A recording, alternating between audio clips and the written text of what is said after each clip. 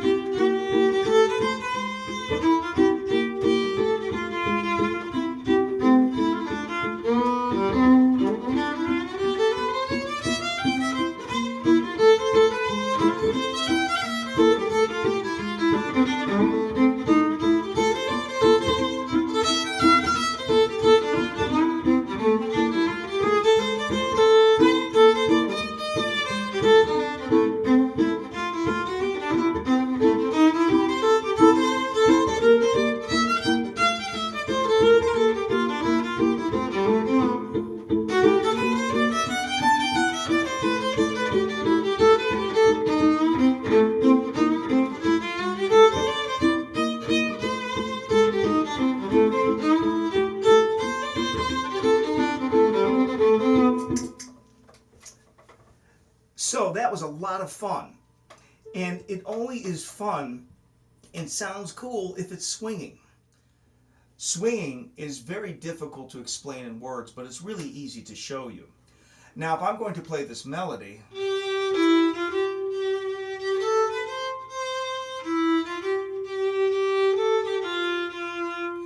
do you notice how those eighth notes are not really played like eighth notes? I don't play. What I'm doing is I'm swinging the eighth notes. I'm playing the first one longer than the second one. It's really more of a triplet feel. When you see two eighth notes, it's really played more like a quarter note, eighth note, triplet. It's not exact like that, but that is the closest we can get to a notation. So when you see eighth notes, they're really swung, and we really have, instead of two eighth notes, we would have. And by the way, that sound is ba ba ba ba ba ba ba ba. That's very easy to sing. It's very easy to do with your mouth. But if you're not used to it on a stringed instrument, this is not so easy. We're more used to doing like a real back and forth. So to get used to swinging, we have to have this sound. And think of ba ba ba ba ba ba, and that's the whole basis of swinging. Probably the easiest way to explain swing is to just sing it. Let's do it. You better watch out, you better not cry, better not pout, I'm telling you why. Santa Claus is coming to town. See that? How the eighth notes better, the bet is longer than the ter. So there you go. You're swinging if you're singing it. I'm going to do a call and response, and I'm really going to swing it. I'm going to take two bars and play it twice. The first time you listen, and the second time play along with me. I'm going to do two choruses. The second time will be a little more difficult.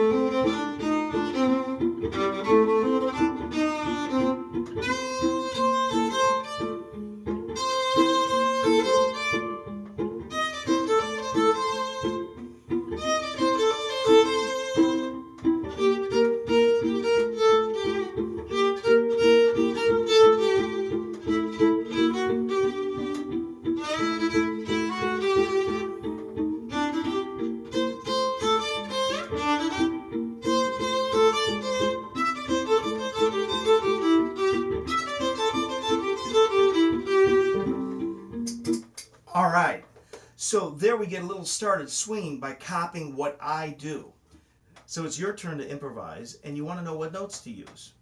Well, I like to keep things as simple as possible. Yes, we can use any note, but we want to have a go-to scale, and we are in the key of C, so C is our go-to scale here. Now, we have one, what I call a spice chord in here. It's really not needed, but I put it in there for spice. And there are some other charts that might have a different chord there, but I have a F minor over A flat to give it kind of a bluesy sound. So we can have A flat in there as well. Again, you can add other notes. If they sound good to you, fine, go with them. But we're going to use as our basis the key of C. And I'm going to improvise over here in the key of C with a couple of alterations.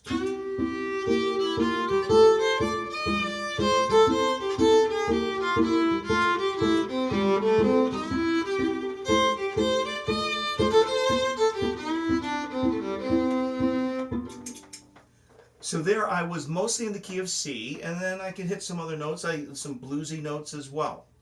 Now, one thing that is really, really important is there is a chord change that is in most jazz tunes. It's the foundation of most jazz, and that's the 2-5-1. And what do I mean by 2-5-1? Well, we're in the key of C. C is the 1 chord. The 2 chord is going to be D, and that's going to be a minor chord. The 5 chord is going to be G, and so that's a dominant chord or a G7 chord, and then we have the 1 is C. So we have a 2-5-1. So it's best to practice your 2-5-1s.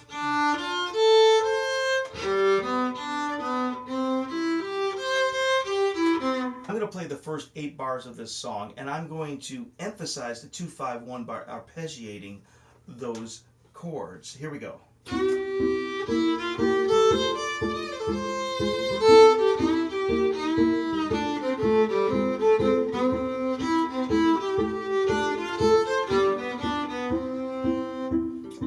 So you hear the 2-5-1.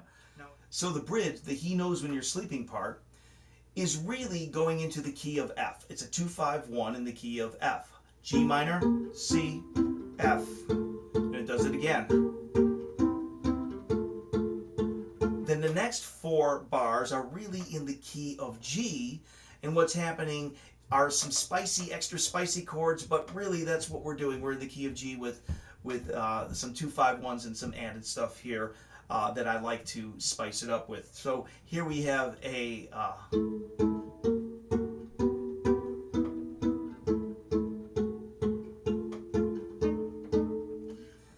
so there you have it. That's the bridge. Really, for 4 bars, you're in the key of F, which is only 1 note different than the key of C. And then the next 4 bars, you're in the key of G, is only 1 note different, again, than the key of C. So let me solo over that and show you how that goes.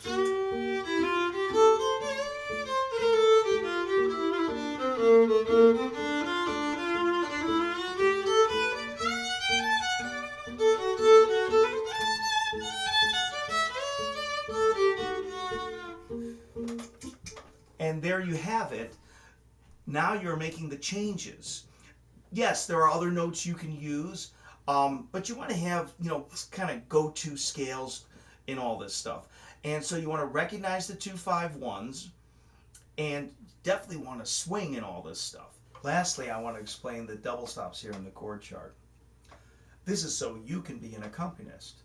In jazz, we call it comping. Now, I've chosen only 2 notes of the chord, and we're using the 2 bottom strings.